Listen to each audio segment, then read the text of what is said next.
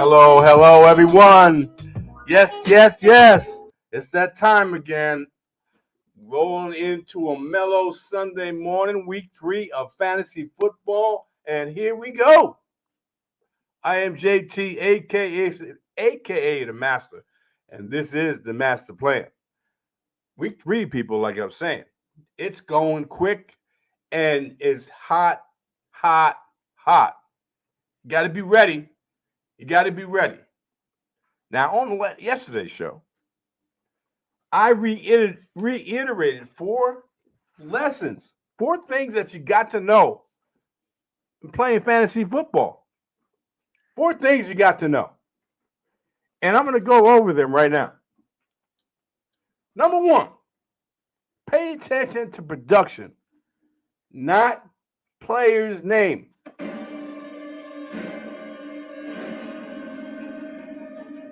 Pay attention to production, not player's name.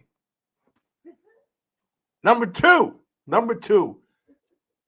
look at the games.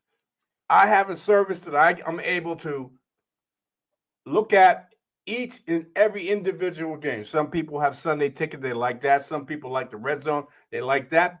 But they have limitations. They have limitations. Pick a player. I don't care what player it is, or pick a game that you want to see. And if it's out of your local news, out of your local channels, hopefully you can find it. But if you're concerned about a player or a team and the players on that team, pick a team. Any team. I don't care what team it is. I've always said this. I have no allegiance to a player when it comes to fantasy football. Sure, I like that player to succeed if he's on my favorite team. Absolutely. But you're looking to get points to win matchups each and every week. And you can't fool around with, oh, this is my favorite player on my favorite team. Okay? Now, if he's productive, okay. If he's not, you got to move on. You got to get somebody that's going to give you some points, that's going to be able to get you a win in each and every week leading up to the playoffs in your fantasy football matchups. You can show allegiance, okay, if the player is productive, like I said. But come on, people. Look at the games. Number three. Players not playing. And I've said this over and over and over. Some people listen, some people don't. And it could be to your detriment. Some players play a very limited time in the preseason. And it hurts them when they go to real bullets flying in the regular season, because now they have to catch up, so to speak, in game speed. And some players, and it's quite obvious in some games, if you pay attention, that they needed to have regular reps in regular season games in order to get up to speed. And I never discount a player. I never discount a player a week ahead of time. Meaning, I don't throw a player under the bus a week ahead of time. Okay? Case in point. This is the case in point. And I'll go over this briefly. Jacoby Brissett didn't play until the last game of the preseason, and he didn't look good.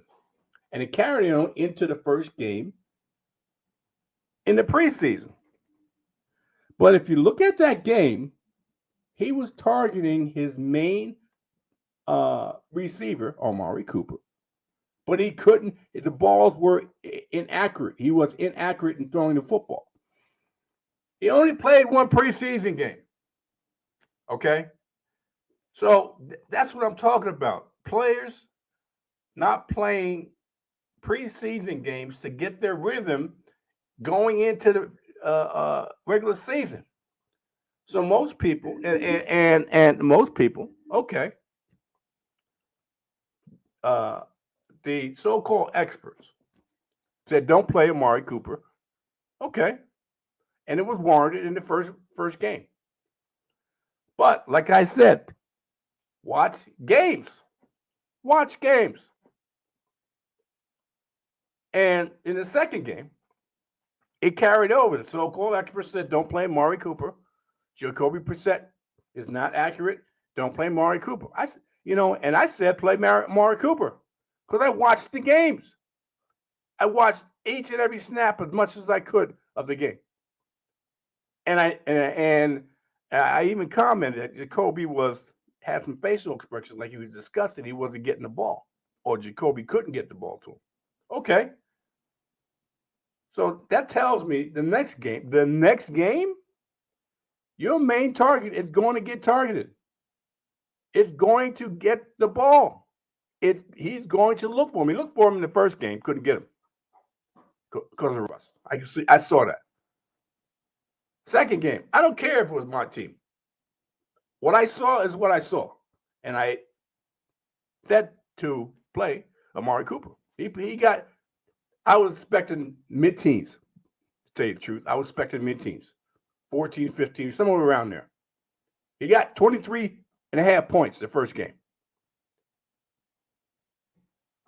Now, if you are a astute fantasy player, you don't discount a player. If he scores that amount of points, and if you looked at the games, I'm telling you, got to look at the game and see what's going on. If that guy's getting targeted, he didn't get targeted. He got targeted the first game, and Jacoby Brissett looked like a hot mess. Like a hot mess. Absolutely, I admit it. But he was trying to get the ball to him. And I said before, players that didn't play in the preseason treat the next few games as preseason games. And so hopefully they get better. That's what happened. That's what happened. So going into the third game, quite naturally now, you know this guy's the main target. He's a very good player. Okay? He's going to get targeted. He got targeted in the first game. They couldn't hit him. He got targeted in the second game. He had 23 fantasy points. So you know he's going to get targeted in the third game. Okay? You know he's going to get targeted in the third game. Without a doubt. And that's what happened. He had 24 fantasy points. Okay? You got to pay attention to the games.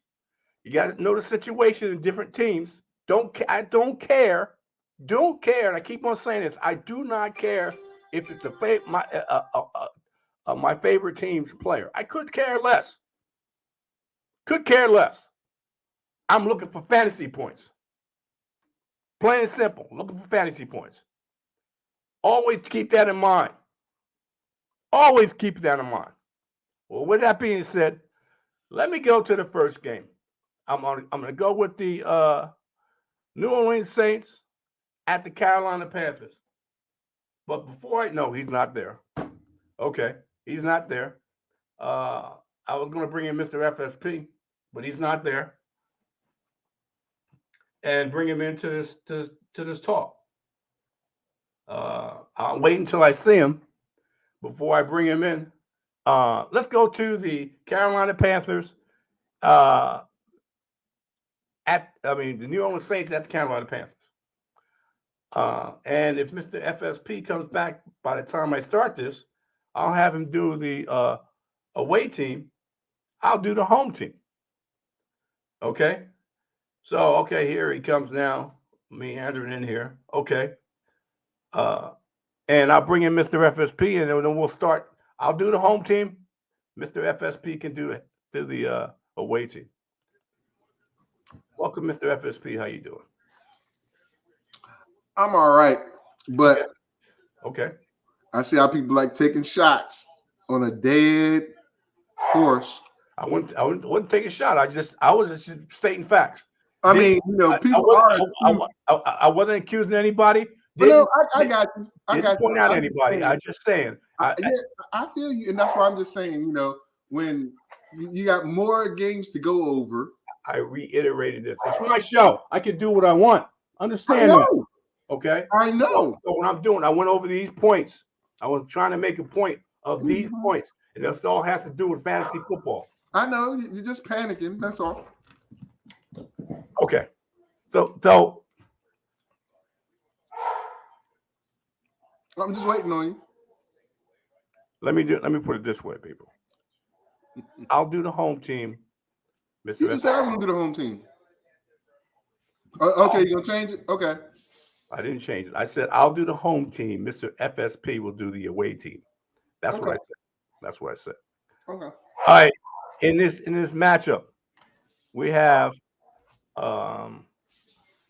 Christian McCaffrey, who earlier in the week was on the injury report because supposedly had a slight stiffness.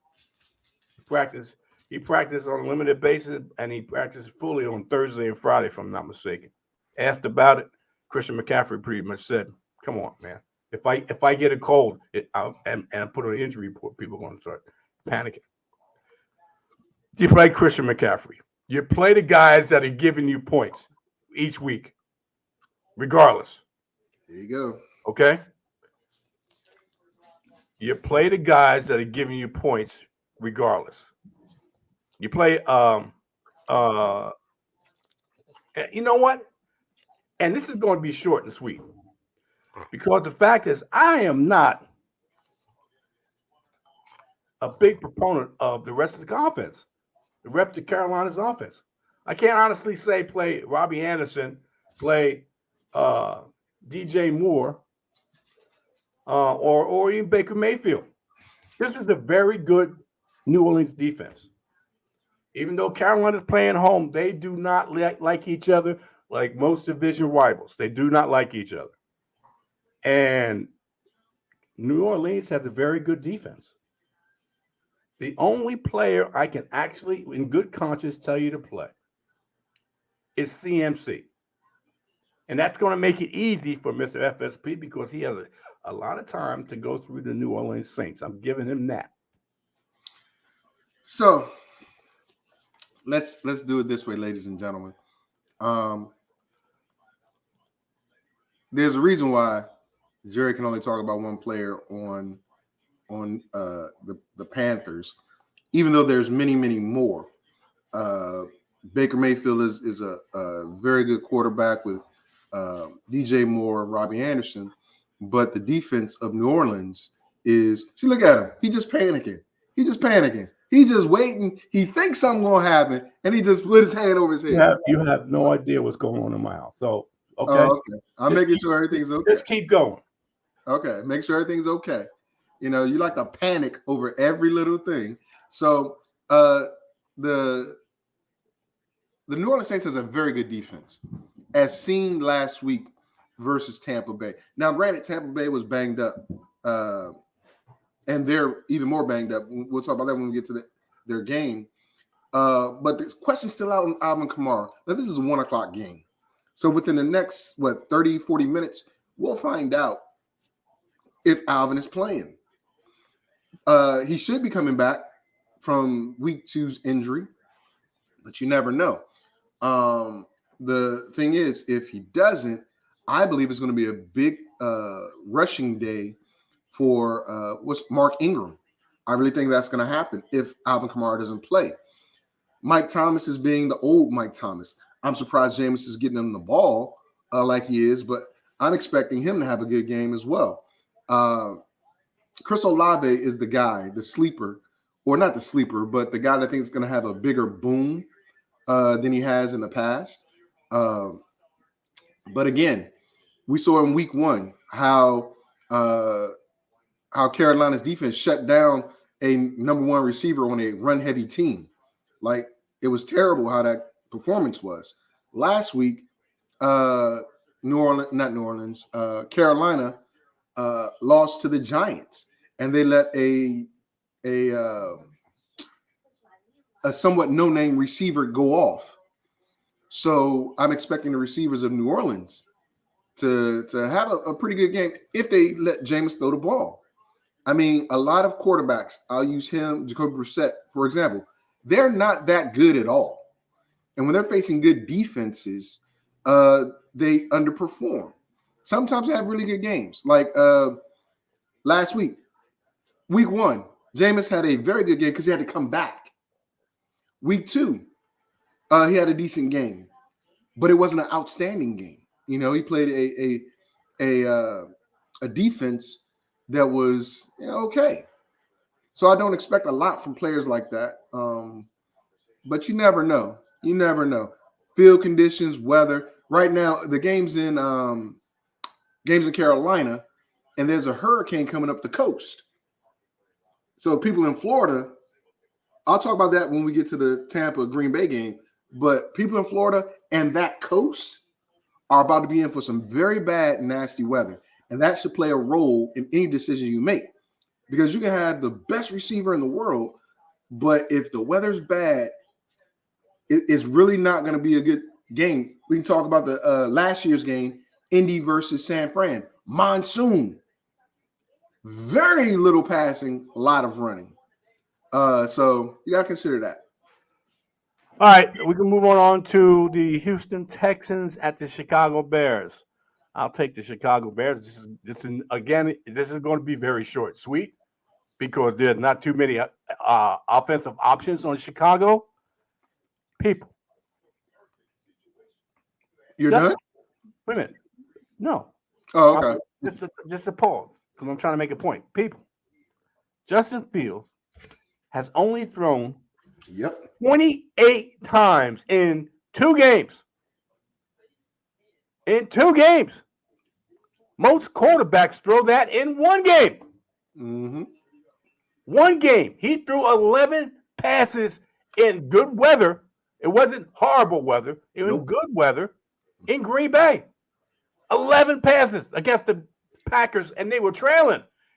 11 passes. Come on. What kind of game planning and offense are they running in Chicago?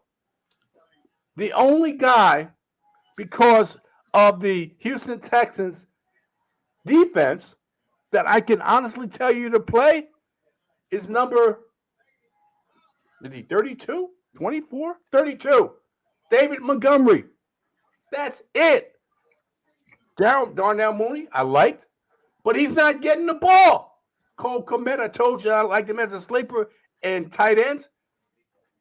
He hasn't caught 1 pass. 1 pass. Not one. Not 1 pass. Well, he caught 1, but it wasn't. It was a flag on the play, and he got called back. Yeah. Well, let me put it this way: he hasn't caught 1 pass to count. Yeah. Come on. And I'm going to tell you to play. With all honesty, I'm going to tell you to play. They're playing Houston. They're playing at home against Houston. I know Houston's a bad offense. Bad defense. But they're not that bad. Come on. Really? David Montgomery is the only one I can tell you to play. Whatever else is the crapshoot. Well, I'll put it this way, ladies and gentlemen. I'll put it this way. And Jerry's probably going to think I'm taking a shot at him, but I'm not. I'm just using what he said. This goes contradictory to what he just told you at the top of the show. You play your starters. You play your hogs. Cole Kmet is the hog for Chicago. And even though Jerry and I have been going back and forth over the past 3 weeks about this guy, and he finally admits that, and I saw him drop him in one of our leagues. No, you didn't. Darnell Mooney is a number 1 guy. Darnell Mooney is the guy at the receiving position for the Bears, but he's got nothing. But if you drafted him as your number 2 receiver, are you going to bench him? Again, this goes against what Jerry said at the top of the show. That's your guy. But he's not producing. Neither are producing. It's early on. But at the same time, he gave you a stat. 11 passes. Now, if you looked at Houston's first game versus Indianapolis, there was very little success getting into the end zone by the Colts through the passing game. Very little. I think Matt Ryan only had one touchdown pass, and that was in the bottom half of the game.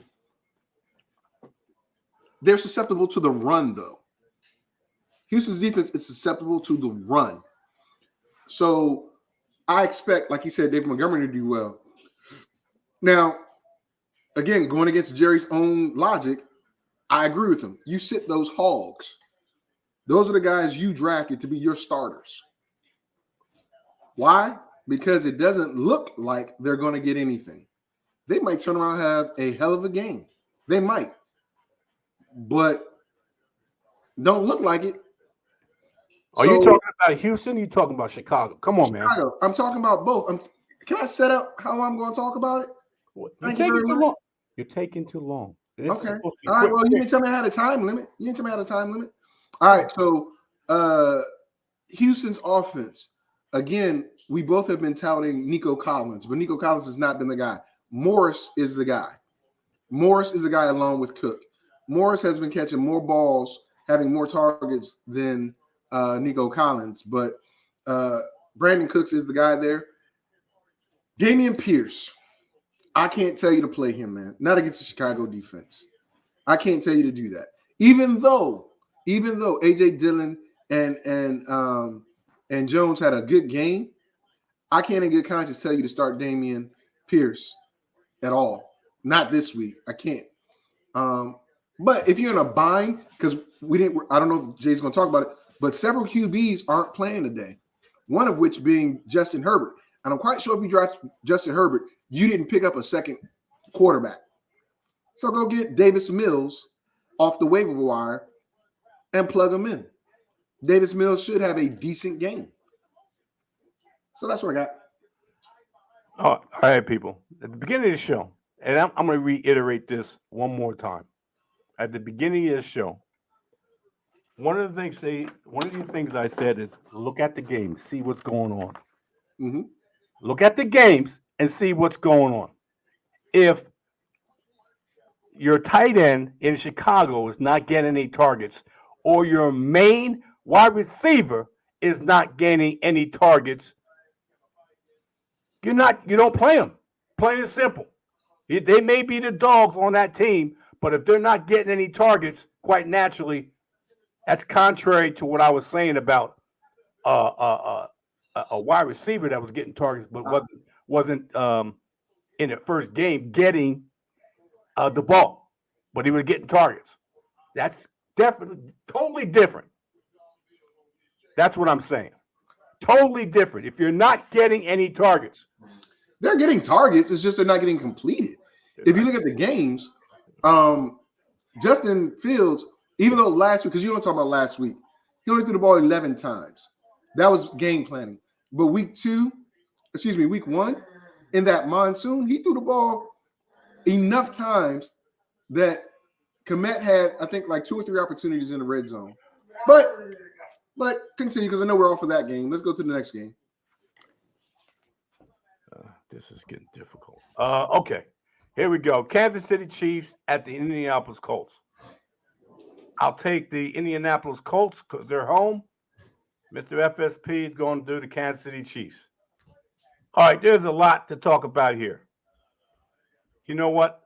I know people have probably been down on Matt Ryan, but I'm not down on Matt Ryan, especially playing at home.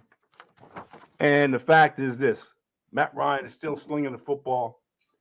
And I think I would in a two quarterback league, I'm playing Matt Ryan because I think they're going to be throwing the football a lot.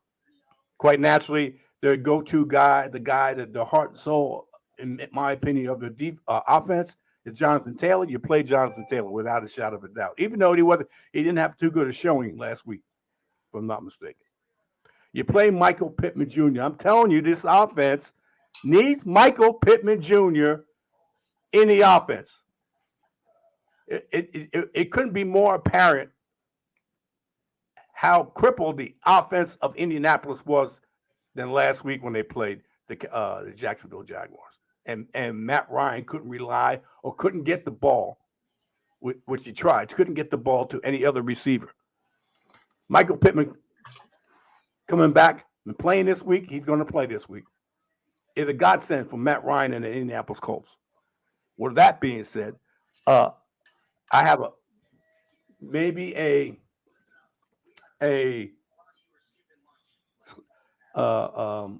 flex in the Naheem Hines. If the offense is flowing like I think it was, Jonathan Taylor running the football and Michael Pittman getting the football, there's going to be room for another third wheel getting in the football. And I'm thinking that's Naheem Hines in the flex. With that being said, I'll give it over to Mr. FSP. He should have a lot to say here. All right. So I don't have a lot to say, mainly because if you're following football and you're following the Colts, you know what Frank Reich said. Translating what Frank Reich said is they're getting back to their identity, which is Jonathan Taylor. And I totally agree with JT on Michael Pittman Jr. If he's not in there, I'm not playing Matt Ryan. I learned that the hard way when they played Jacksonville. But that also means that instead of Jonathan Taylor getting like 12 or 13 rushes in a game, he's probably going to get maybe 20 to 25 touches in a game. And that's what they're going to need to do to control what? Kansas City, man. Come on. I know. Can I get to this? I'm talking about the defense first. I'm talking about the defense. Yeah, that's what they need to do in order to control Pat Mahomes and the rest on the offense side of the ball. They need to keep the defense of Kansas City on the field. Translation, if you have IDPs, I would play the linebackers for Kansas City in this game because I think they're going to have to make a lot of tackles on Jonathan Taylor. When I go to the offensive side of Kansas City, they're going to try to do a shootout. Now, we had a discussion yesterday, JT and I did, on Fantasy Sports Politics show that comes on Saturday, 1 p.m. Eastern Standard Time, about CEH. He's not a CEH fan. I'm not a big CEH fan, but CEH seemingly has become the red zone target in the running / short passing game the first couple weeks of the season. So I'd play him in this game. I would. Of course, you'll play Travis Kelce, but the other receivers, Juju seems to be the number one, but that's through 2 weeks. I can't tell you to play any of those receivers because I don't know. Juju's getting the targets, though. I can tell you that. He's not catching all of them, but he is getting them. So with that, play him at your own risk. He's not a number one, but if you got him and you have to play him, play him. All right, this is one of the games that a lot of people are going to be tuning into, me included. It's an AFC East game. Quite naturally, it's a division game. Of course, it's an AFC. These two teams showed a lot last week. The Miami Dolphins coming back and to beat the Baltimore Ravens, and the Buffalo Bills beating the brakes off the Tennessee Titans, setting up this AFC must-see matchup for this week. I'll take the Miami Dolphins. Mr. FSP is going to take the Buffalo Bills. And here we go. Are you okay? You had to say that. I'm fine because I'll take the Buffalo Bills. And do I take Tua Tagovailoa? I don't think Tua is a one quarterback starter. I don't think he's a one quarterback starter. He had a great game last week, and I think that was definitely his ceiling. I think that was a career a game he had last week. I think that's definitely his ceiling. And I don't think because Buffalo had a very good defense, even though they're missing 4 pieces out of their defense this week, and is playing in Miami, that Tua is going to show the same thing he showed against Baltimore. Baltimore's defense is not even close to what Buffalo has to offer. So I'm not playing Tua Tagovailoa. I'm playing quite naturally the 2 wide receivers. I know that I thought sounds. you was talking about Miami. Why are we talking about Buffalo defense? That's my part, right? I said because of the Buffalo got a number 1 defense. That's all I Oh, said. okay, because I was saying the same thing. You said I was saying the wrong thing, so I'm making sure. So I'm not playing Tua because of the defense. Because I don't think Tua is going to have the same success he had with the Baltimore defense, especially in the backside. But I will play, and this happens a lot that you play the wide receivers and not the quarterback because the wide receivers um, are going to be the focal point. These 2 wide receivers I'm talking about, Tyreek Hill and Jalen Waddle. Okay, an added piece because they're such dynamic wide receivers. And the quarterback can either throw the ball because he has thrown the ball deep. He showed that last week, and can throw quite naturally. He's better at throwing the short. Tyreek Hill and Jalen Waddle. I'm not a big fan of this guy. I think he's too inconsistent. I'm talking about the tight end Mike Gesicki, or the 2 or 3 headed monster that the head coach coming from San Francisco likes to run. So you don't know who's going to get the majority or the equal part, but they're not dynamic running backs, so you can't expect dynamic numbers from them. So the only 2 players I can actually play in good conscience is Tyreek Hill and Jalen Waddle. You got Buffalo. Well, since Jerry stole my thunder about the 4 players not being available for Buffalo, that kind of sucks because that was going to be part of what I was going to tell you, which is fine. I look at this in a very different way. Diggs is playing. Davis is iffy. Said he's going to play. Not sure if he's going to play or not. Dawson Knox is dealing with some type of ankle injury from last week's game versus Tennessee. So I can't confidently say play Dawson Knox. But of course, Josh Allen, you're going to play him. He's a PPR stud at quarterback. Now, here's the thing. Singletary, Moss, or Cooks. Cooks seemingly is on the back burner. He's on the back burner. Moss is making a case to, stay that number 2 guy. But Singletary, is he a play or is he not a play? That's the question. To me, I don't play him. I don't play him. He's not the power back. And unless you plan on just slinging the ball all day down in Miami in this bad weather that's coming, for me, it's a tough play. It's a tough play because I think Zach Moss is probably going to get the heavy workload. But, I might be wrong. But we'll see. Tyler Bass, the kicker. Unfortunately, for a lot of people that drafted him as their number 1 kicker or as their kicker, because not too many people get more than 1 kicker, he's going to have a hard game. A hurricane is coming. So that's the rain, the wind, and all that. I can't tell you to play that kicker. Although I think the kicking game is going to play a big part in the overall game on both sides. Jerry didn't mention Sanders. I guess he don't think about the kicking game, but I think it's going to come down to those 2 guys. I really do. All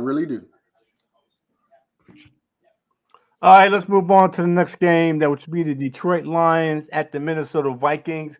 This too is a division game. This is a long story division game. The Detroit Lions and Minnesota Vikings go way back. I'll take the home team, which is the Minnesota Vikings. Mr. FSP is going to take Detroit. Now we have Kirk Cousins playing at home. Prime time, Kirk Cousins didn't play well, and he had a history of not playing well, and that history carried out last week at Were they at Green Bay or were they home? It doesn't make a difference. It was at prime time. They were in Philly. I don't know where you get Green Bay. They were in Philly, but it didn't make a difference. They just were in prime time, and Kirk Cousins didn't play ball in contact. So this is the 1 o'clock game.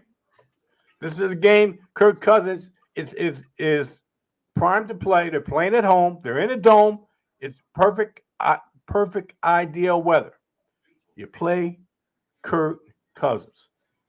You play, and this pains me to say this because Dalvin Cook. Play Dalvin Cook. Because this offense. How's that pain you though? It pains me because the fact Dalvin Cook is a very good running back. I don't think you understand what I'm going here, where I'm going. Dalvin Cook is a very good running back, and the offense is oriented to passing the football, and putting the football down the field. And Justin Jefferson, and Adam Thielen, and a sprinkling of KJ Osborne and Irv Smith Jr. So Dalvin Cook, I know they want to run the football, but it's not as if they were in last season mode and they really want to run the football. They're going to run the football, but I think Dalvin Cook, unless he catches the ball quite a bit, is going to be the short end of running the football, unless he breaks off big plays. That's the bottom line. You drafted Dalvin Cook, most people did in the first round. At the end of the day, he may be a second round running back at the end of the season. That's what I'm talking about. So I named the players that you should play: Kirk Cousins, Dalvin Cook, Justin Jefferson, Adam Thielen, Irv Smith Jr., Mr. FSP. So let's talk about Detroit. Seems as though they're for real. After 2 games, one against a supposed NFC champion, Philadelphia Eagles. We thought that was a fluke because it was garbage time. But then they come out and totally destroy Washington. This is going to be a very good game.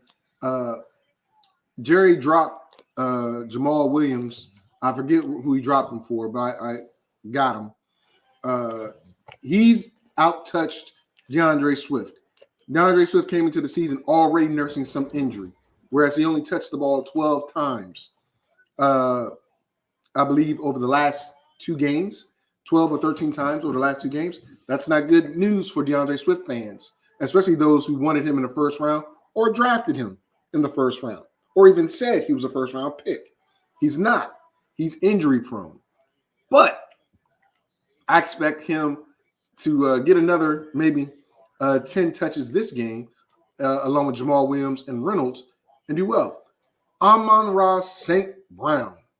This young man is the truth. If you saw what A.J. Brown and Quez Watkins got wide open. But A.J. Brown was getting screens and was getting stuff over the middle. That's what Amon-Ra St. Brown does for Detroit. So if that running game's going, St. Brown, and we're going to have a DJ Hawkinson, not DJ, but A.J. Hawkinson sighting. You're going to see him a little bit. I am not a golf fan. I'm not telling you to play golf. However, those guys are going to produce. I'm not playing golf because I don't like golf, but those guys under golf are going to produce. Translation, he may produce. But I'm not going to start him. Not at this point. Not unless, like I said, I'm looking to replace a player if I only drafted one quarterback. And I hate doing that. Some people that just are so obstinate, they get one quarterback. This is the NFL.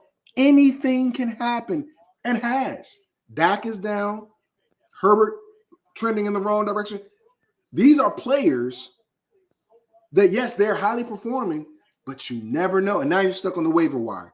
Golf would be a good waiver wire pickup if you had to, because of Prescott and Herbert, and I forgot the other quarterback that's on the men. So that's what I got. Be smart. Be smart. Back up Your so-called stud. Don't get stuck on a stud. Okay. Yes, I like that. Don't get DGSS. Don't get stuck on a stud. Yeah, I like that. Okay.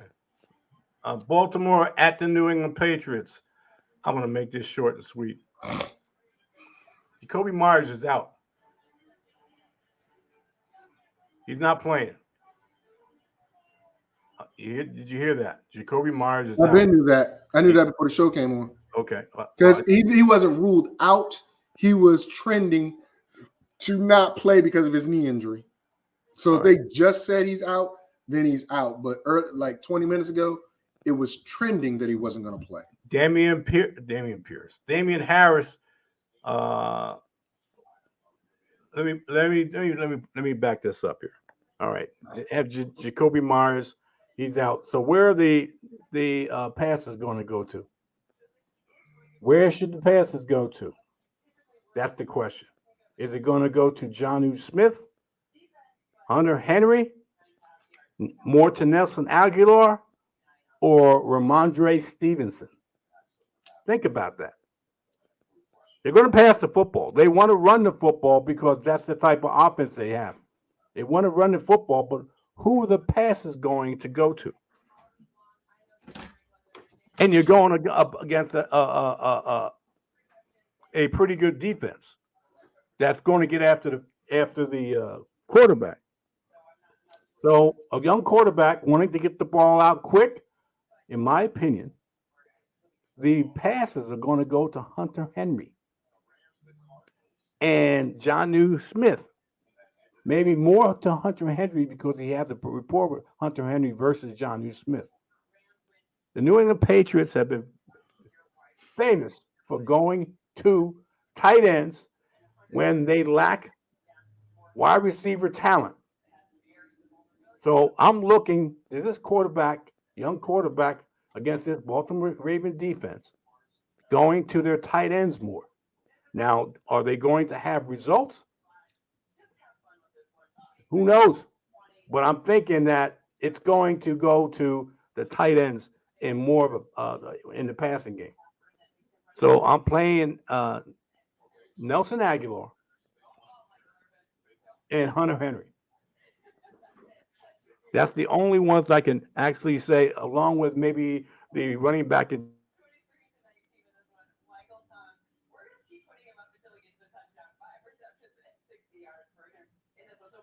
you get frozen? I think Jerry got frozen, guys. His internet connection got frozen or something because he's just stuck there. So what I'm going to tell you until he fixes his issue is Baltimore. J.K. Dobbins returns, right? J.K. Dobbins is coming off an injury that he thought he would be ready for week 1. The Ravens said, buddy, you're not ready week 1. We're going to go ahead and make sure that you're good to go. We're going to bring you back week 3. And I guess I'll be running the show until JT gets his stuff back. Dynasty Pylon, going back a game or so, you said, yeah, but watch what Swift does with those 10 carries. Same as last week. You're right. Dynasty Pylon. Be careful of that. But right now, let me talk about Dobbins and Lamar. There's the problem with Baltimore. They don't have a running game outside of Lamar. Their offensive line is not ready for prime time. And I blame, some people don't want to hear it, but I blame Lamar Jackson for their collapse last week versus Miami. Reason being, they could not get a first down. They could not get a first down in the second half. You get those first downs, Miami doesn't have the ball. So that's the running game and Lamar not connecting with those receivers and tight ends when you need that first down. I think Bill Belichick is going to bring some pressures. They're going to contain Lamar. I don't think Lamar's going to be scrambling around in this game. So just like JT was going to sit your boy Tua this week, I'm not saying sit Lamar. Never, ever, ever, ever, ever sit Lamar. Because he's a quarterback. He's not a receiver on a run-heavy team that barely throws the ball. Since he had his time, I'm going to take my time on that. Rashad Bateman may play, may not play. Devin Duvernay coming back from injury should be a decent play, especially with special teams. But Isaiah Likely and Mark Andrews are their leading receivers on a team. Not a good look, but that's what they have.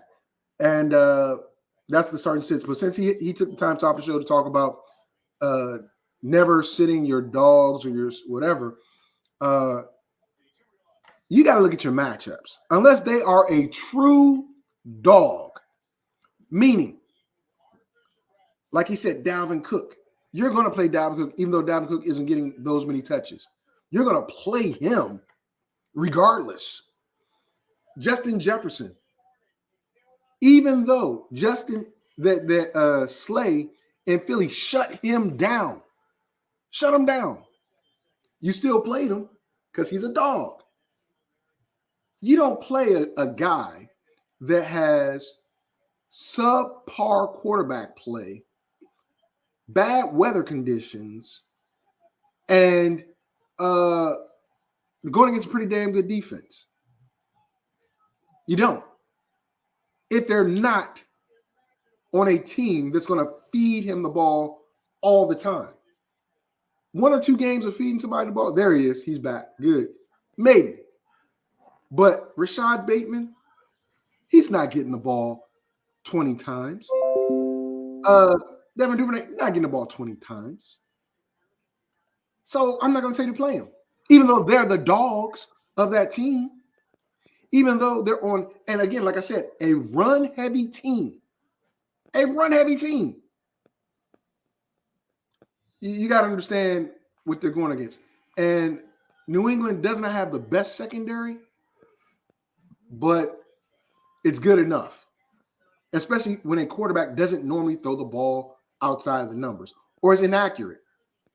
So you play them at your own risk. Sometimes it's a boom or bust. Sometimes it's a boom. Sometimes it's a bust. I think it's going to be a bust. I don't know if Jerry's got his internet issues fixed or not, but he had 2 comments, and I addressed one of them already. So go ahead. All right. I saw that one. Okay. All right. Let's move on to the next game, which would be another 1:00 game. The Cincinnati Bengals at the New York Jets. Ironically, I'll take the Jets. Mr. FSP will take the Bengals. Zach Wilson, again, is not playing this week. And things point to either next week or week 5 for Zach Wilson to come back. I'm not playing Joe Flacco, not against this Cincinnati defense. And it's home.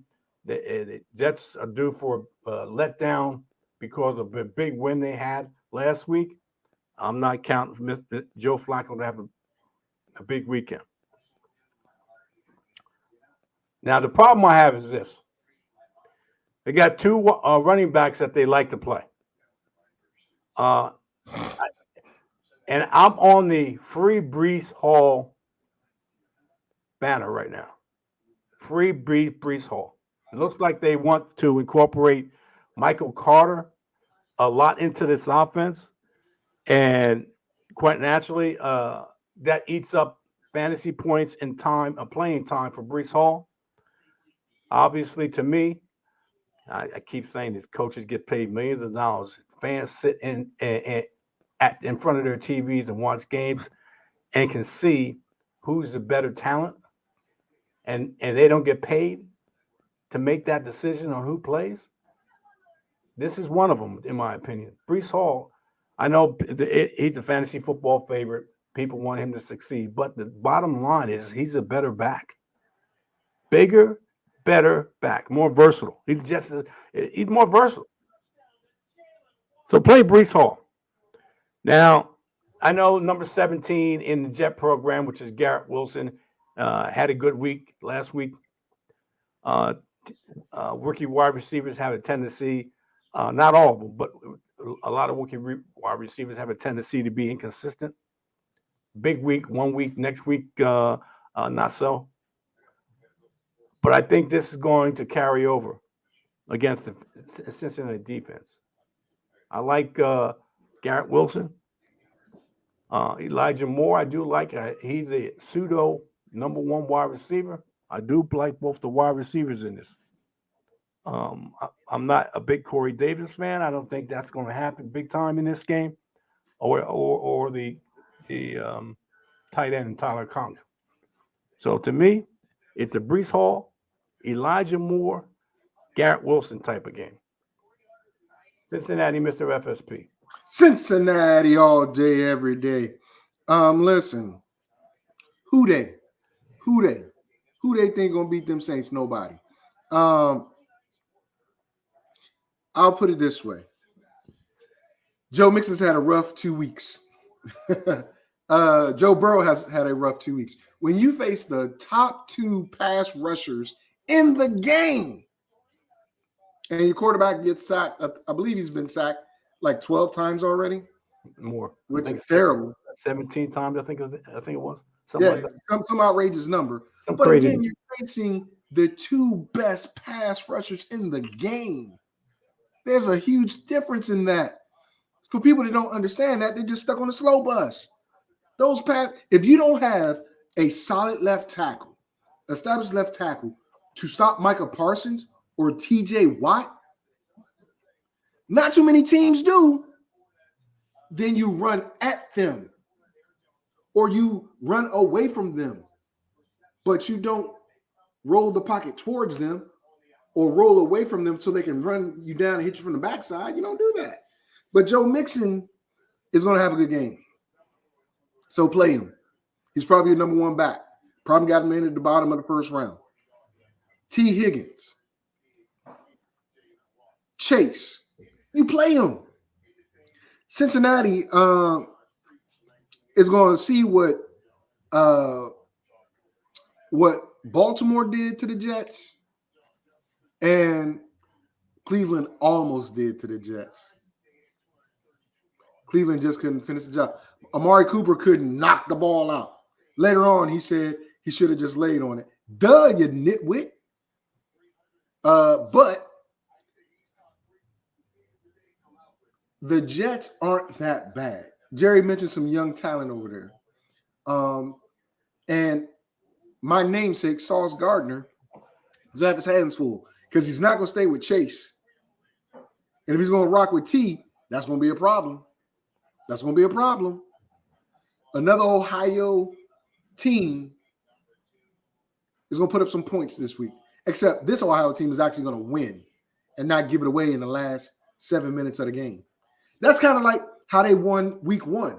Last minute freaking plays, letting people get open. But, if one receiver just does their job, Cleveland wins that game. This week, Cincinnati does the job, offensively and defensively.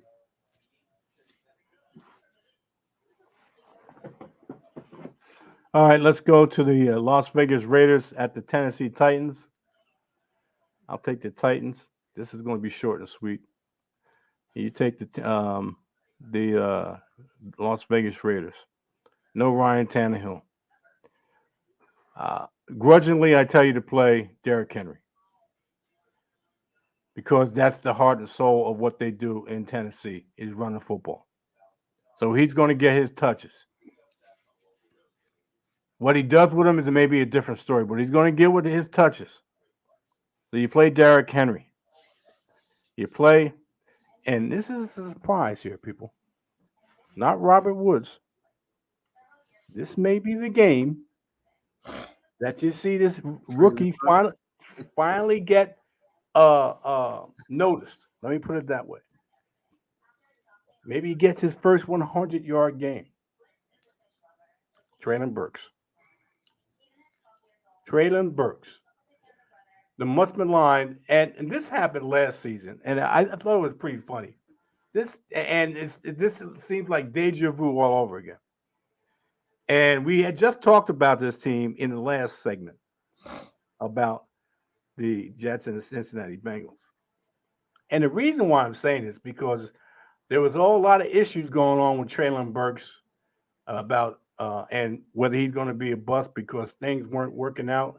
And he wasn't practicing. He couldn't practice. First practice, he had packed it in and all that. And this is starting to shape up to look like because I think he got targeted the most in the last few games in the Tennessee. This is starting to look like the same thing that happened to Jamar Chase. And Jamar Chase in the off season wasn't catching footballs, and people Yeah, were in the saying, preseason. Yeah, in the preseason. Yeah. it wasn't catching footballs, and people were starting to question the pick of Jamar Chase because the fact that things weren't as people perceived them to be in the preseason. This is starting to look like that. I'm liking Traylon Burks in this game.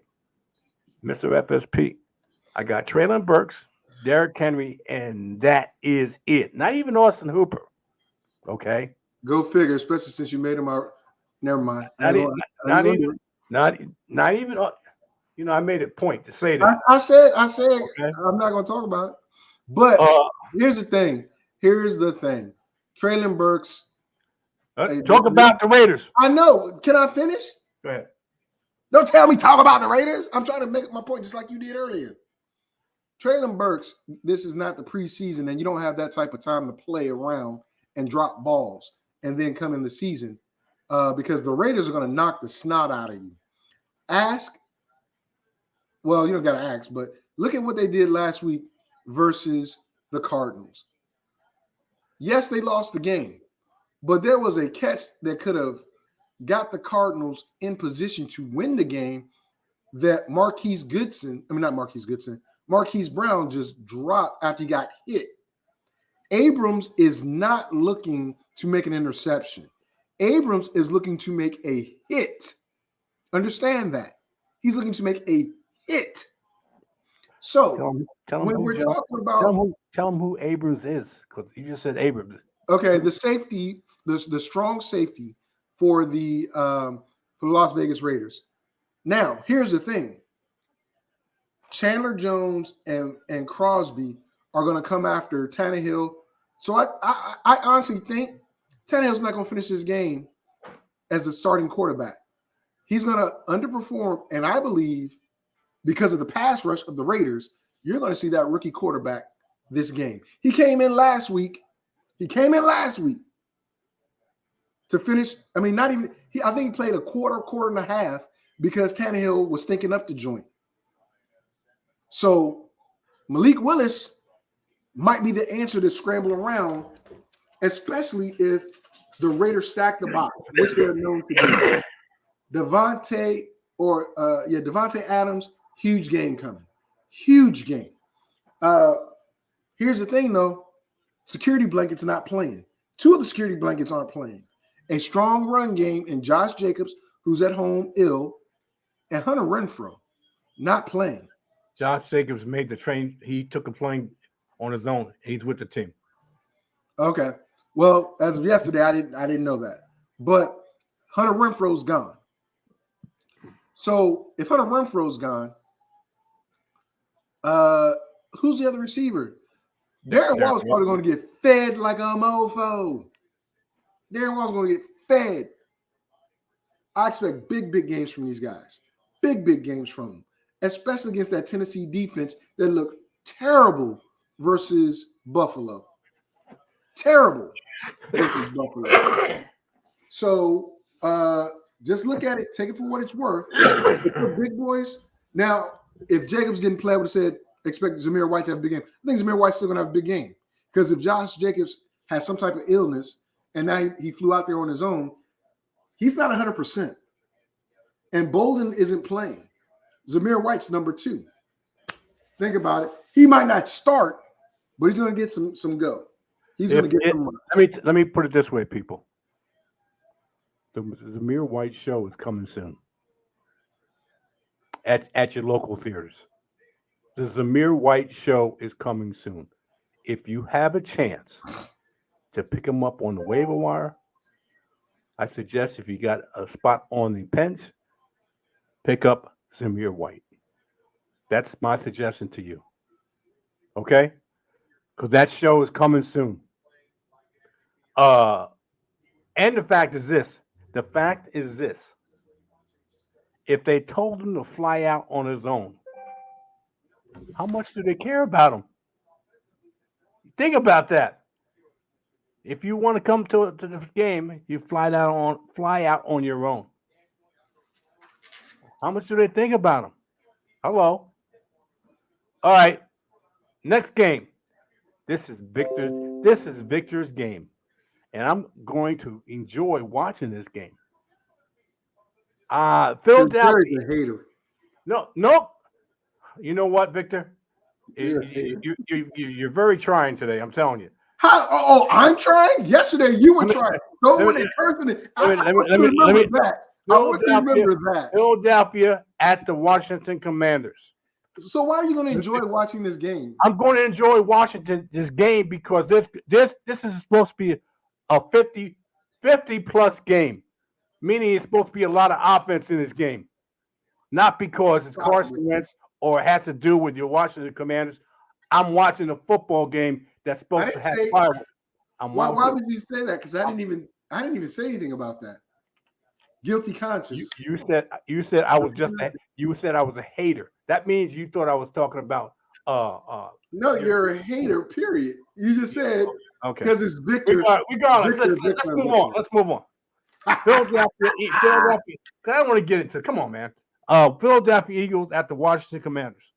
I'm gonna take the Washington Commanders, and Mr. FSP is going to take the Philadelphia Eagles. Let me put it this way.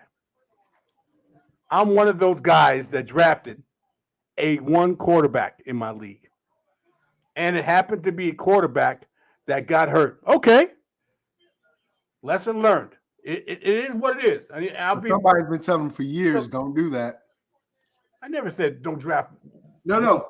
I said somebody's been telling you for years to not just draft one quarterback.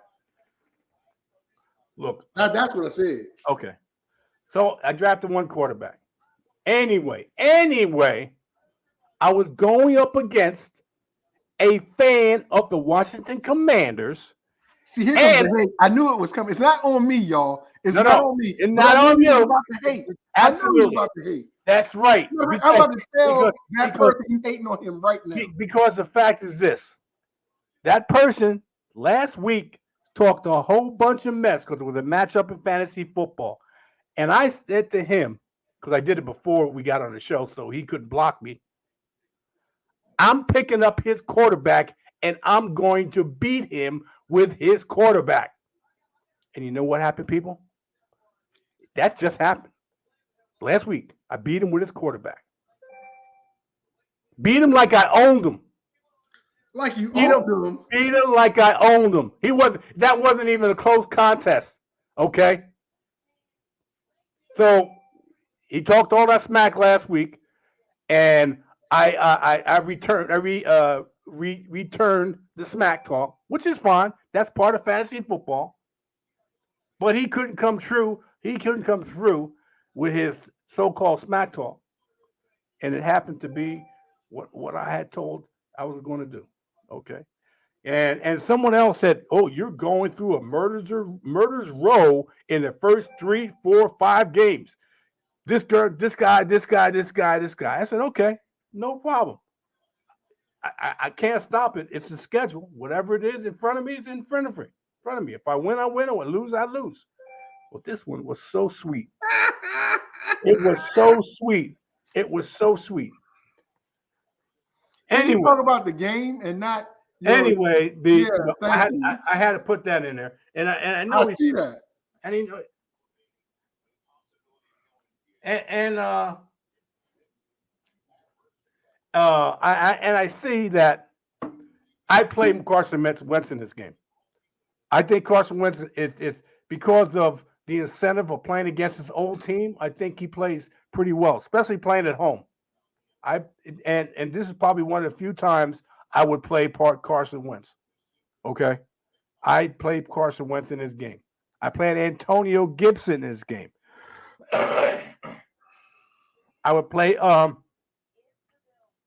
Curtis Samuel. Believe it or not, I would play Curtis Samuel in this game. You know who I'm skeptical about? Because of the initials of DS. The DS in this game is going to have a problem, or Terry McLaurin is going to have a problem with the DS. And that's Darius Slay Jr. Shut down Justin Jefferson last week. Shut him down. Frustrated as hell. One of the best wide receivers in the game.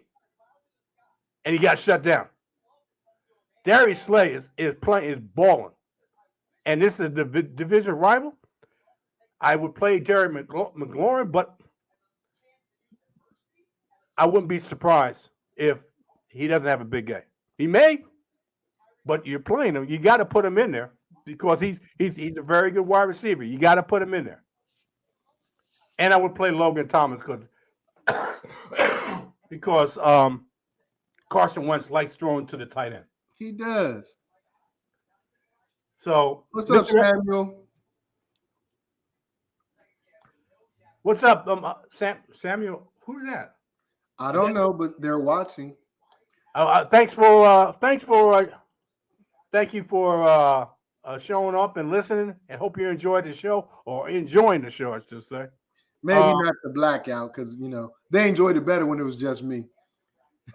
Dynasty Plan did anyway. All right. Let's go. Philly. Let me talk about Philly. Right? Go ahead. Come on. All right. So Philly. I don't agree with one thing you said, JT, but if you got to play him, you got to play him. Antonio Gibson averages just 56 total yards in the past 3 years versus Philly. That's in all the games that he's played. He's averaging that. But if you got to play him, you got to play him. Can't tell you not to. But Philly, beating you this week. Oh, that's Sammy. That's Sammy talking that to you. Yeah, you gonna talk that smack to Sammy like you was talking to Ricky? Ain't on here. Wait a minute. Sammy, the better man is going to win, and I'm glad you showed up. He keeps calling you Brent's bitch. I mean, that's your name. That is your name, but he likes to call you that. You know what? That's his government. That's my government name. Brent's bitch is your government's name? Okay, all right. Cool. Now I'm just repeating what he said. That's my government name. Don't say, because what I said was Brent's bitch, and you said that's your government. No, he said that's my government name. I know. I'm saying make sure you post that before you say that. Sammy, I'm sorry, man. I'm really sorry. It was nice. The early returns are nice, but it's not how you start, it's how you finish. That's all I gotta say. It's not how you start. It's how you finish. Yeah. Have you seen what he said to you? I could care less. I saw it in the chat. Okay. I'm not going to get on the chat. You got to try to goad me with every possible trick you could probably pull out. It's not going to work. I'm just watching this and okay, no, whatever. It ain't gonna work. I'm not coming on there. Listen, guys, y'all have to attack Jerry's character, attack his sense of honesty. He'll jump on there. He'll be so pissed. He'll say something. It won't be long, but he'll say something. Let me. And I'm gonna be honest here. I'm gonna be really honest. I've been tempted. I told you. I was this close. I said, nope, I'm not going there. I am not going there. You can push and prod and poke the bear all you want, but it ain't going to happen. Hold on. Even when Brent offered to release you No, I agree to it, and I'm sticking to it no matter what. Okay. No matter what. All right, Brent's bitch. Anyway, let me talk about Philly. So, as I was saying, Antonio Gibson doesn't do well versus Philly's defense. And as you mentioned last week, Slay shut down Justin Jefferson. Shut him down. But who was wide open? Who was wide open all game for Minnesota? Irv Smith. Logan Thomas is going to be wide open. And some people, some bitch ass people, because this is your show, I'm a curse because you went all crazy yesterday, like a maniac. Wait a minute. Don't be cursing on my show. But you gonna curse all day on my show though. Okay, all right. See the double I standard? didn't curse. Let me put it this way.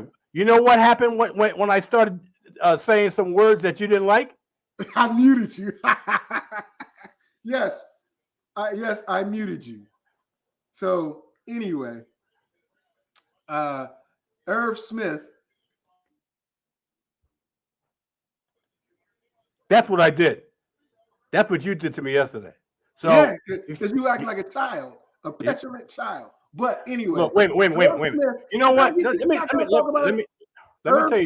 tell you something. Oh Jesus! Let me tell you something. Go ahead. Because video will show what you were acting like. I don't have to defend what I said. The video shows exactly what you were acting like. Okay, go ahead and deny that. Anyway, let me put it this way. Someone pointed this out to me, and I said, you're right about that. You used to talking to, or you used to dealing with people younger than you. So you think that you're dealing with somebody younger than you, and your attitude is like that. So I'm not younger than you. I'm not younger than you. So, okay. So what are you talking about? Don't talk to me like I'm younger than you. Okay, so let me help you out. Don't come on the show acting like an ass.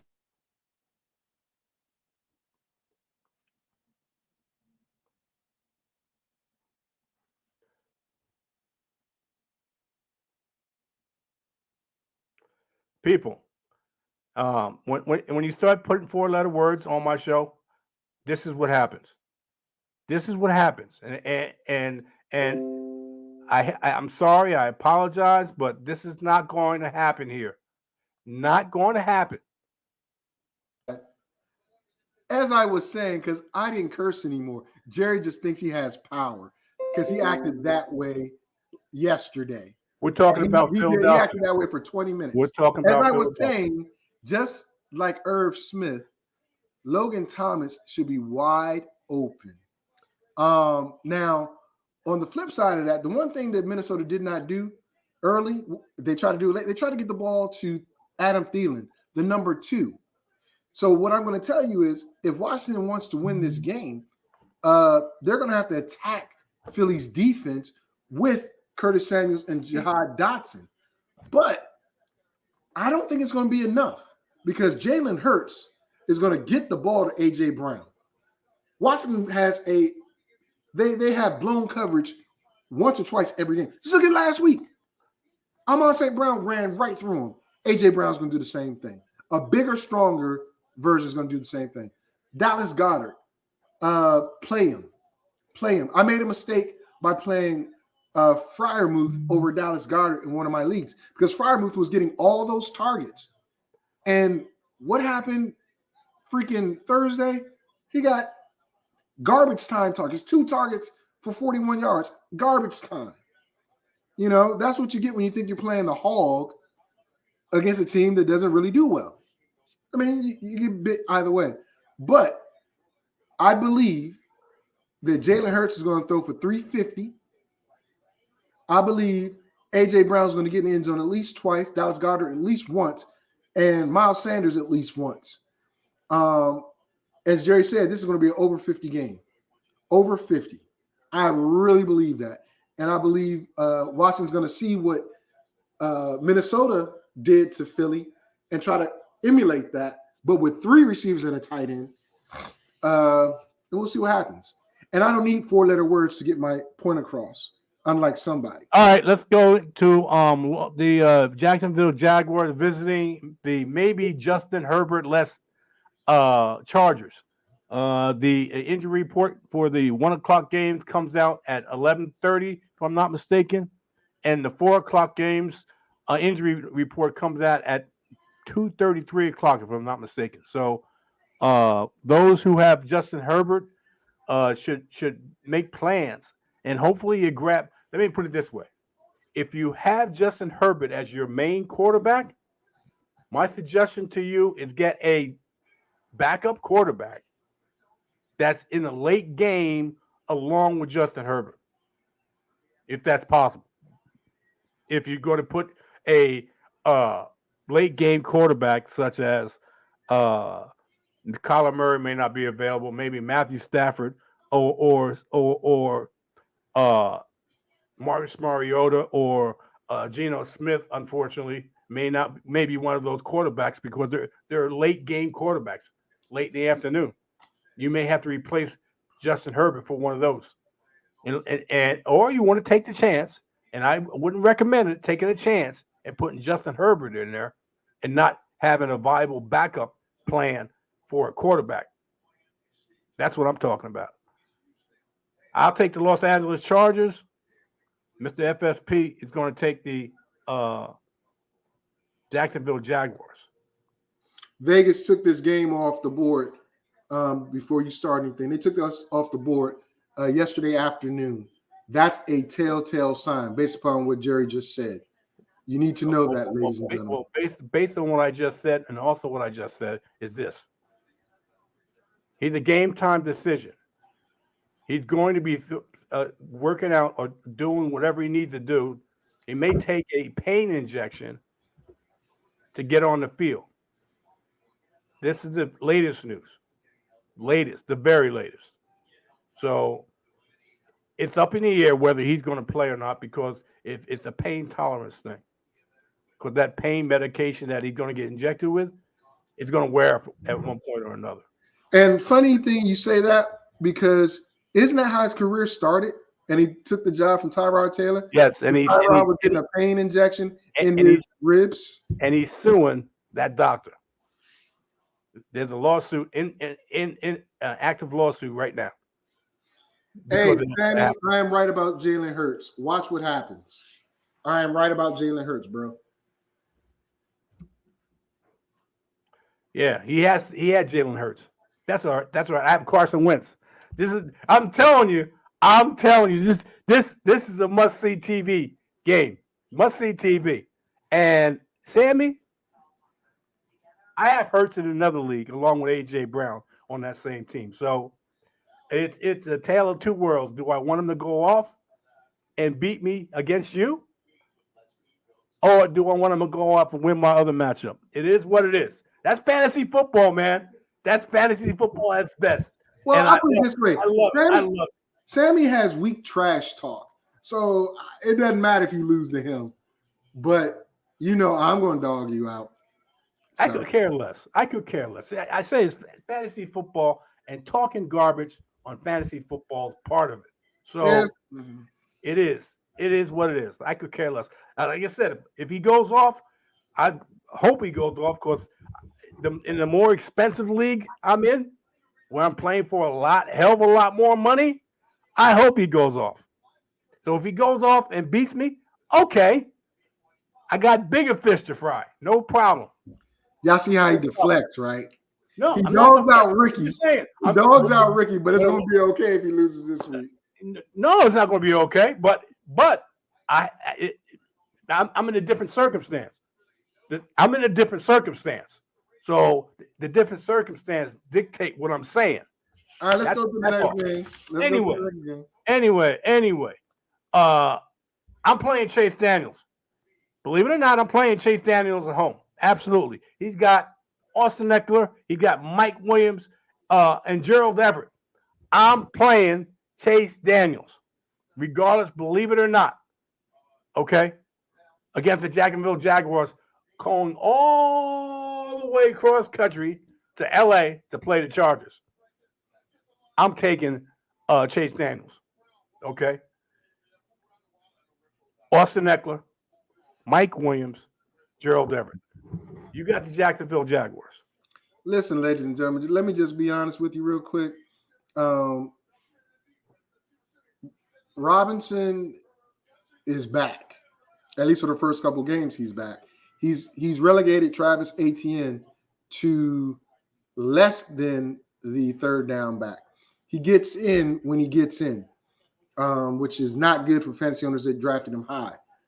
Christian Kirk is the number one guy. He has averaging more than 11 targets per game. And this is a reason why I'm kind of upset by people in a league that are quick to pull a trigger, because they don't understand the value of players.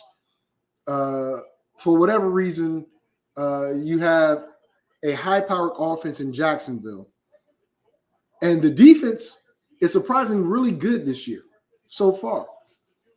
They're going to, in my opinion, if Chase Daniels is the quarterback, they're going to blow out the Chargers. They're going to blow out the Chargers. If Daniels isn't the quarterback, then it's going to be a close game, but it's going to be a high-scoring game. Jacksonville has weaponry. Evan Ingram, Christian Kirk, Robinson, Etienne. Zay Jones might have a showing. But what I'm telling you is people that like to veto trades just because they got a hair up their butt, because they got issues. All of them except the 3 that made their vote known. Kiss my ass. That's all I'm gonna say. Because y'all are weak sauce. Weak, terrible. No integrity. No integrity. But I already told you guys who to play for Jacksonville. All right, let's move on to the You're Los one of them Angeles. people.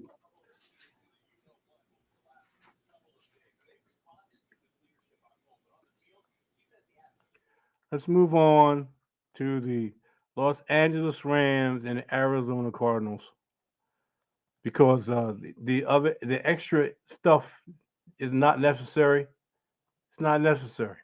We're talking about fantasy football, and we're talking about guys in each of these matchups, not some arbitrary trade.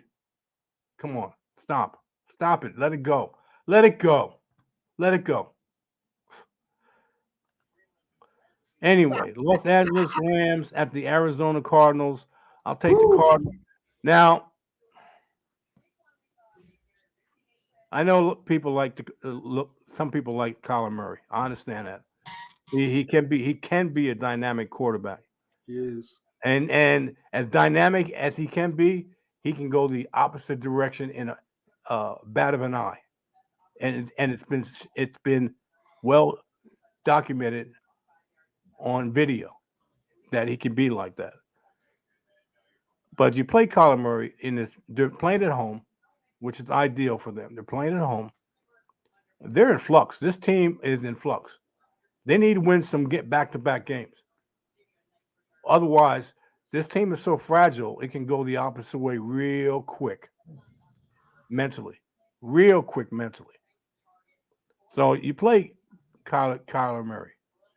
Marquise Brown has been a bit disappointment ever since he got to the Cardinals. High anticipation and the hype hasn't lived up to the actual what's been done on the field. I can't in good conscience tell you to play Marquise Brown, even though he is supposed to be the number 1 wide receiver. Greg Dortch, out of nowhere. Who the heck is Greg Dortch? Well, he's a guy that's been the most consistent wide receiver. And this is right into what I was saying yesterday. Pay attention to the numbers, not the name. You play Greg Dortch. And you also play, and I don't think he's going to have a big game today. Against his Ram defense, Zach Ertz.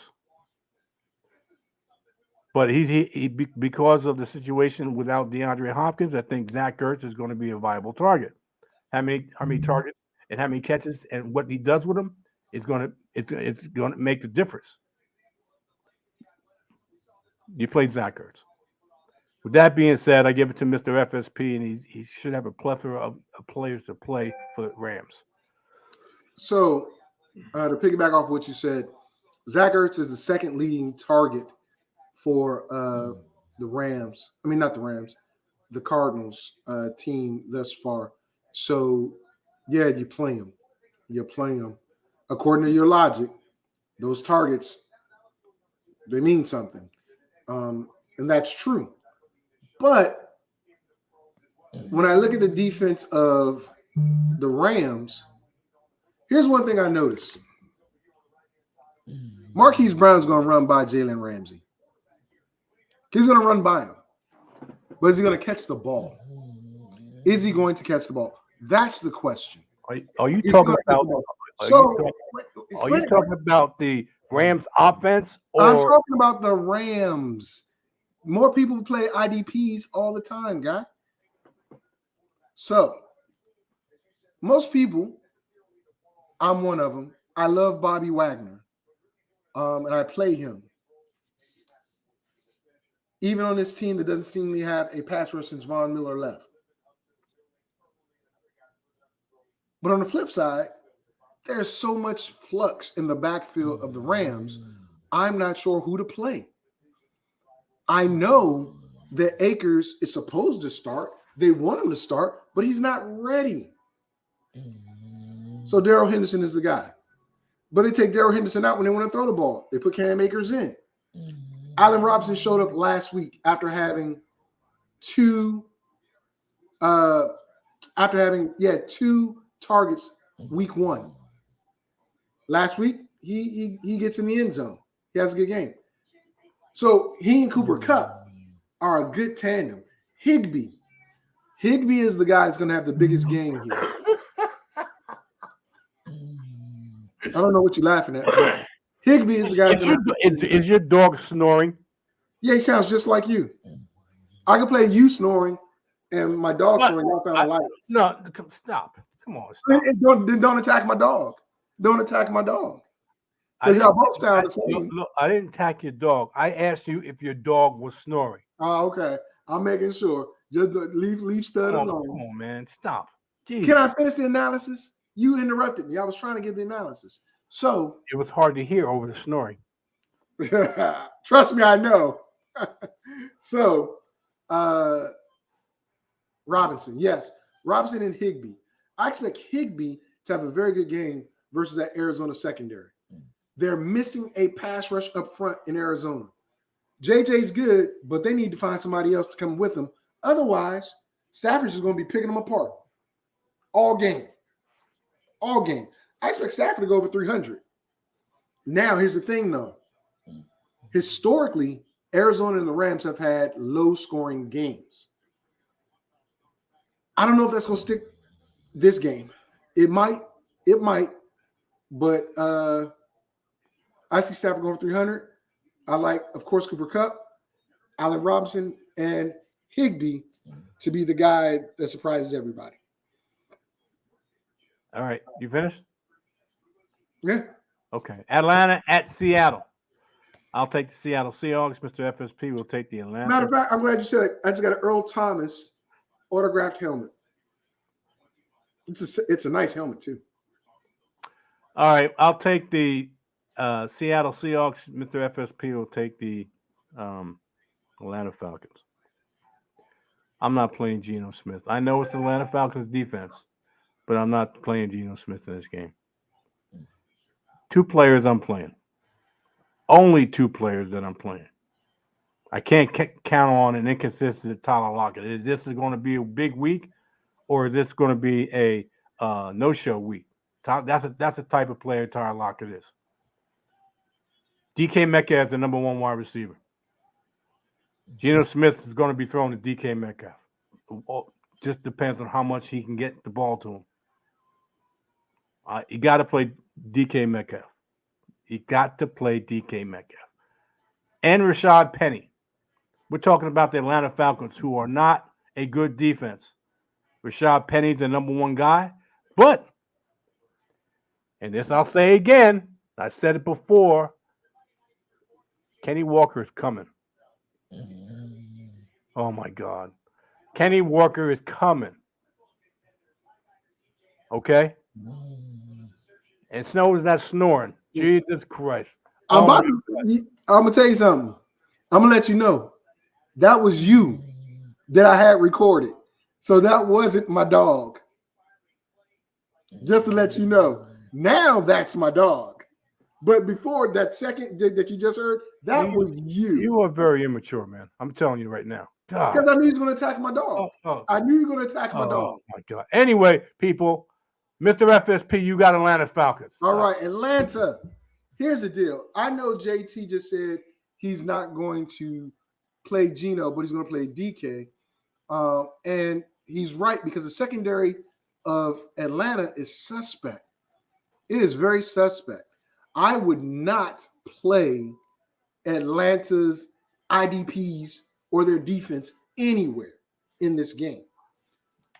But I would play Cordero Patterson. I would play Drake London. Now, here's the other thing, ladies and gentlemen. Are we going to say Kyle Pitts is not going to have a good year after 2 games? I'm thinking it's trending that way because, as I said on my show, Saturday, 1 p.m. Eastern Standard Time, Fantasy Sports and Politics, for whatever reason, Marcus Mariota can't get him the ball. He cannot get him the ball. He's not Matt Ryan. He's not finding a way to get him the ball. And if you can't get Kyle Pitts the ball versus this secondary in Seattle, there is a problem. There is a problem. This game, ladies and gentlemen, is what I'm going to tell you to decide if you want to trade or keep Kyle Pitts. Because if he does not get in the end zone in this game, I guarantee you he's going to have a long, hard year. As Jerry just said, don't look at the name. Look at the production. And if you're looking at production, Kyle Pitts is not producing. He's not. Logan Thomas, however, has far outproduced him. But people just go off of a name. Stop. I'm doing what you said. I'm talking about. I'm using exactly what you said. What are you talking about? Don't tell me how to do my analysis. I'm doing what you did. So when you want to compare or think about a player, this is the game, people, that you decide if Kyle Pitts is worth keeping or not. I'm just telling you, because you probably wasted a 3rd or 4th round pick on this guy. I'm not going to say wasted, but you attempted to get quality out of that 3rd or 4th round pick. This game right here will determine that. I'm being very, very honest. No bias or anything about it. You're going against a team that doesn't have a good secondary to cover the tight end. Find a way to get him the ball. Or trade him if you can. Well, it's going to be hard to trade. I mean, you try to trade him off his name, and anybody who But that's what I'm saying. You're not trading him off a name. That's what I just said at the beginning. Stop looking at his name and look at production. As I said, Logan Thomas has far outperformed him. But people are stuck on a name. okay. Vetoing trades, man. Anyway, Green Bay at Tampa Bay. I'll take Tampa Bay, and Mr. FSP is going to take Green Bay. Tom Brady, I would not play in this game. The Green Bay Packers have a very good defense. You said you would not play? I would not play Tom Brady in this game. I would not play Tom Brady in this game. Who's he throwing to? Russell Gage, Scotty Miller, maybe Cole Beasley and Julio. Wait a minute, can I finish? Oh, I thought you okay. Can I finish? I thought you was asking a question. That's why I said that. No. You said who's he going to throw to? And I started naming names. Okay. You interrupted me. Cole Beasley, Russell Gage, Scotty Miller, Rashard Perriman. Those are not household names. Those are just guys. Julio looked like he's not going to play again. And again.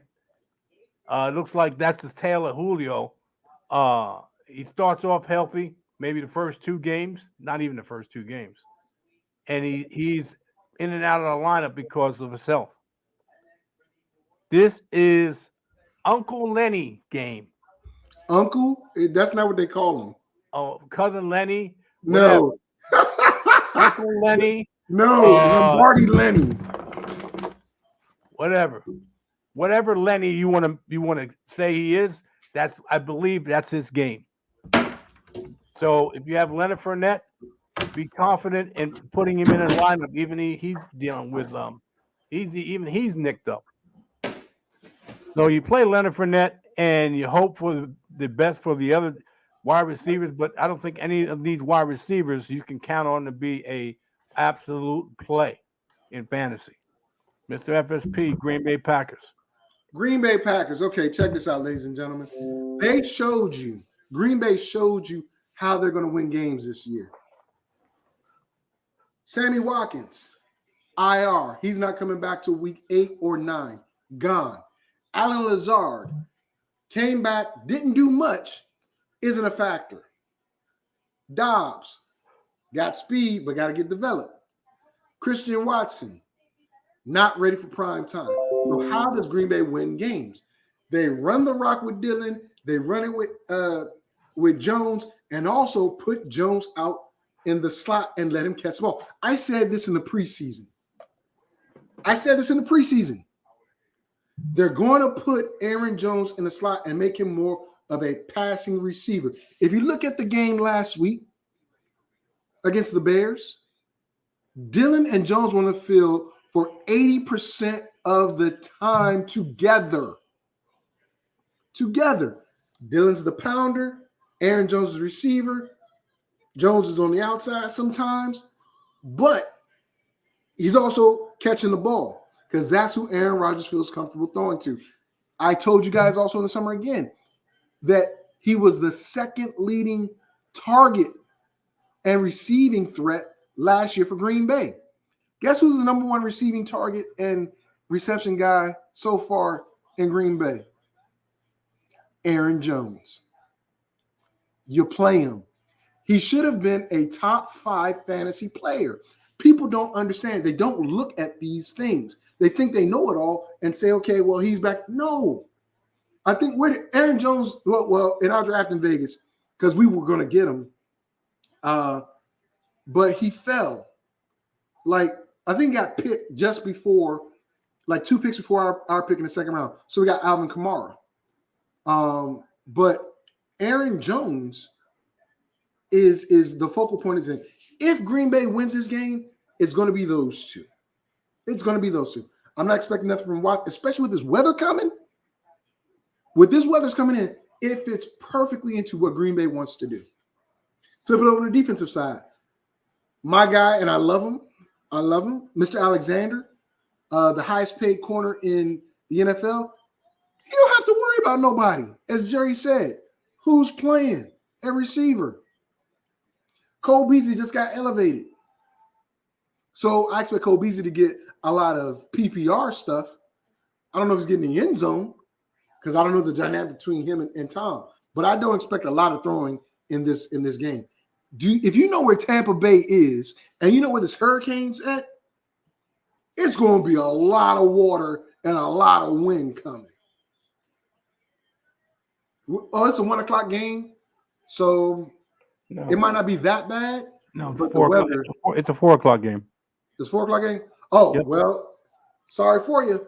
It might not be if this game gets pulled, it might happen. I just read a report before this show came on about how the people, the I don't say politicians, but the leaders of Florida have told the folks in these areas to prepare for a very nasty next couple of days. Okay. Very nasty. All right. So this game might not even play. All right. The next game is the night game, 8:20 game, which would be the San Francisco 49ers at the Denver Broncos. I'm going to take the Denver Broncos. Mr. FSP is going to take the visiting team, which is be the San Francisco 49ers. I'm not playing Russell Wilson. I agree with that. I am not playing Russell Wilson until I see more. I'm just this to me. This offense is a hot mess right now. This offense is a hot mess, and if the coach was worth anything in his salt, he'd go back down to the basics of running the football first, and stop trying to be a gimmicky type of offense.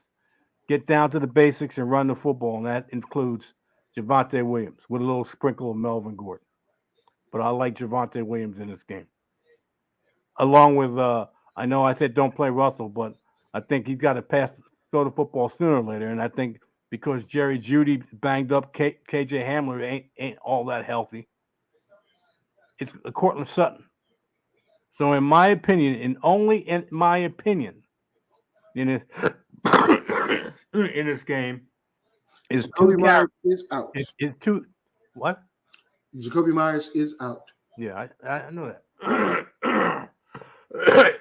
In this game is Javonte Williams and Cortland Sutton. San Francisco 49ers. 49ers, listen up, ladies and gentlemen. The return of the Mac, George Kittle. The team plays better overall ball, defense, special teams, and offense with Jimmy G. I expect, of course, Deebo Samuels to go off. Brandon Ayuk, he's going to go down. For whatever reason, Jimmy G doesn't connect well with Brandon Ayuk. But the flip side of that, George Kittle gets a lot more balls.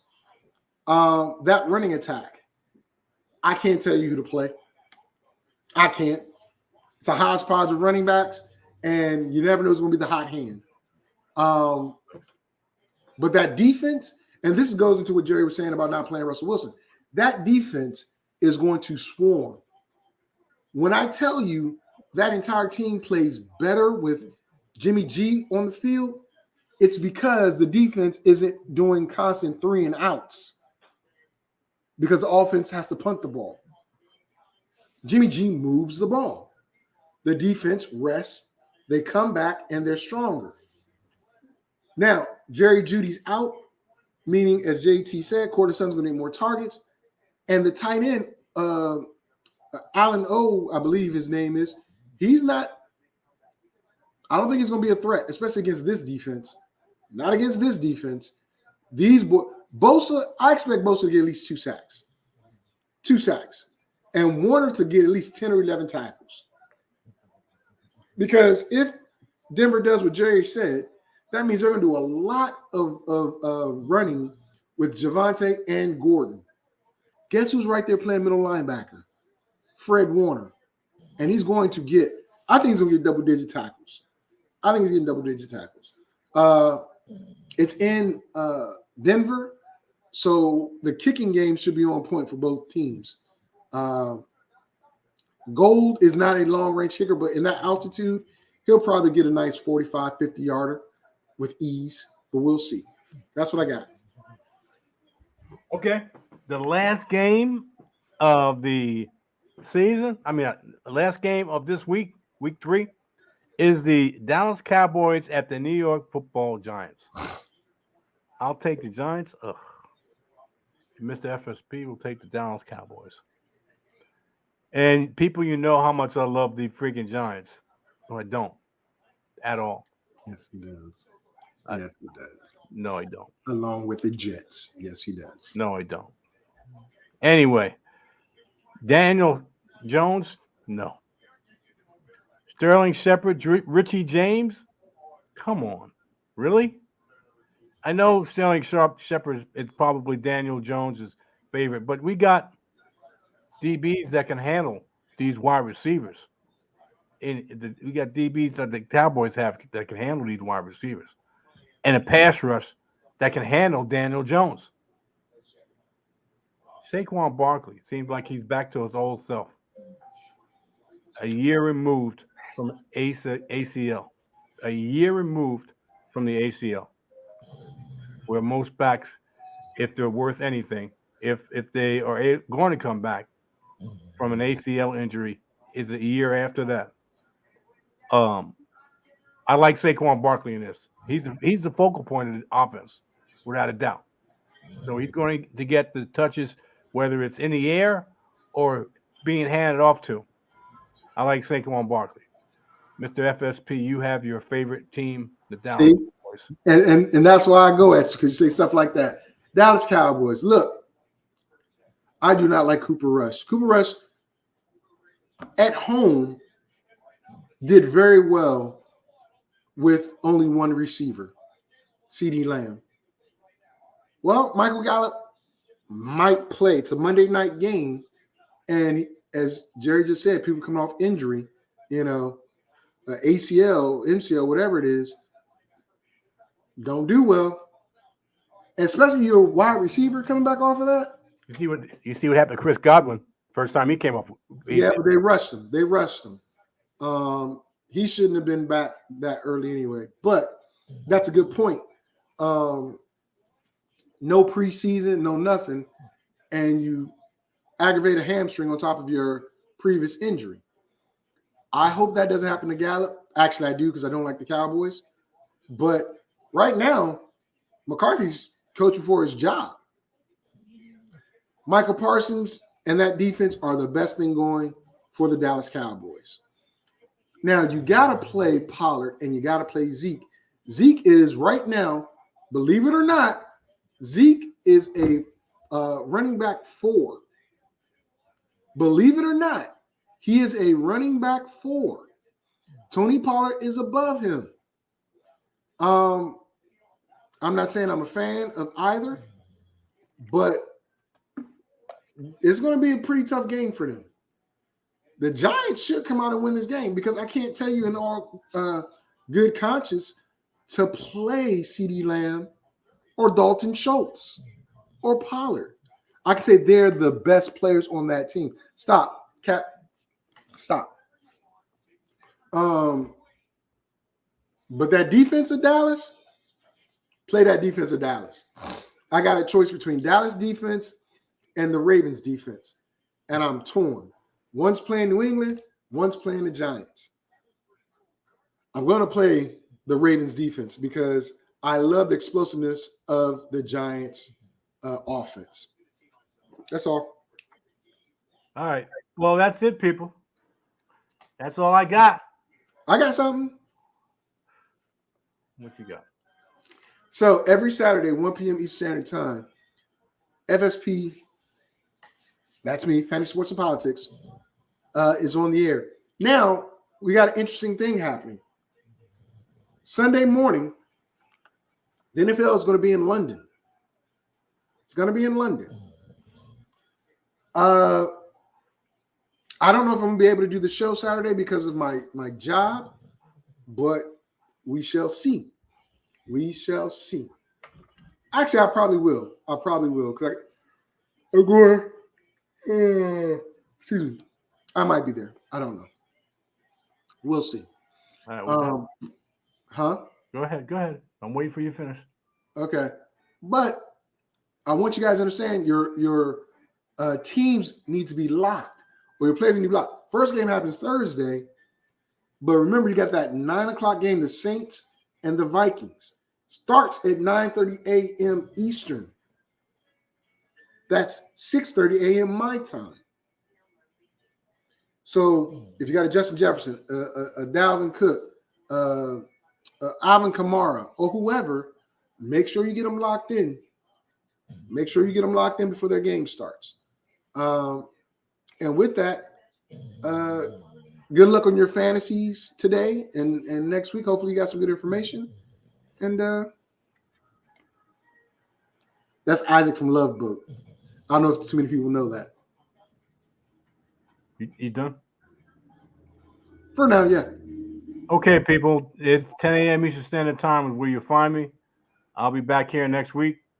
Hopefully you have a good week. Hopefully the things we've the information we try to give you could be helpful or maybe detrimental. Hopefully not detrimental. Hopefully it helps you. For me. Hopefully it gives you some good ideas or things that you may have not thought about. Bring them up to light and to either implement them or look for in the future, like the few players we gave you. I gave you Zamir White, gave you Kenny Walker, a couple players that in the future maybe making a name for themselves. They're rookies, and a lot of rookie running backs do make a name for themselves going later into the season. 10 a.m. Eastern Standard Time is the master plan. You'll find me sitting here giving you the information. See ya. They don't want you to know this. If you use any of these companies, do this now. To be honest, Why are you putting a commercial? What was that?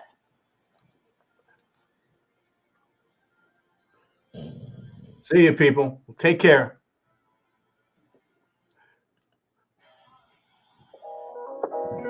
Okay, there we go.